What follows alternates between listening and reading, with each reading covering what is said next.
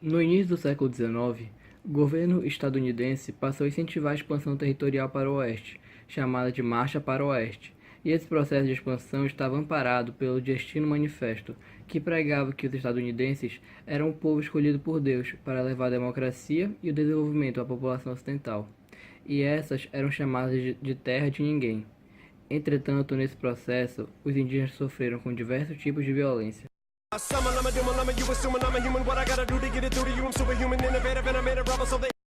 Os conflitos que aconteceram nessa época na Europa influenciaram a expansão dos Estados Unidos.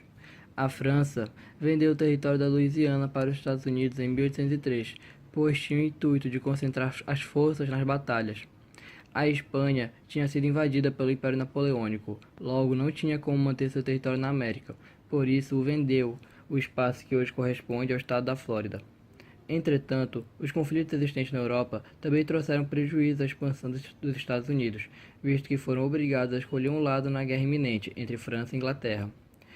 Por seguinte, eles escolheram apoiar a França, e isso ocasionou na chamada Segunda Guerra de Independência, que foi vencida pelos Estados Unidos. Após a derrota de Napoleão, formou-se na Europa o Congresso de Viena.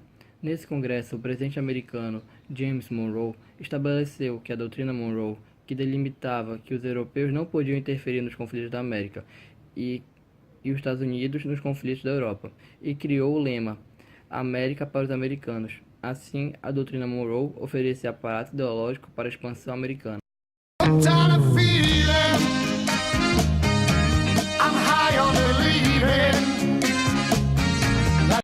Na medida em que a expansão avançava para o oeste, surgiam zonas de conflitos, dentre elas a região do atual Texas, que antigamente pertencia ao recém-independente México.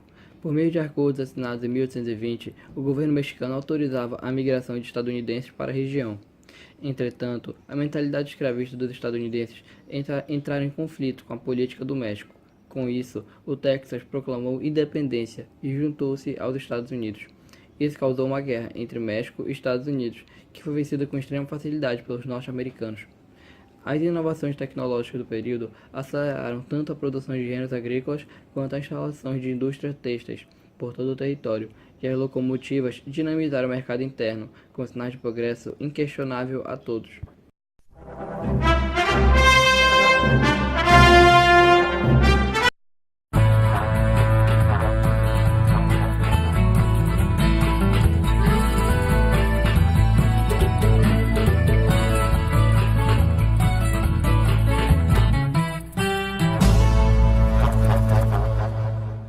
Bom dia a todos, hoje estamos aqui no Jornal Patrão e hoje vamos especificar a relação entre socialismo e comunismo, que são duas ideologias políticas que grande parte da população não consegue distinguir.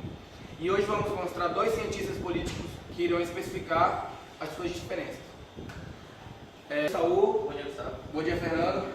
Saul, antes de entrarmos no assunto, vamos conceituar o que é comunismo. Bom dia, Gustavo. Como você perguntou o conceito de comunismo, né? Então vamos explicar.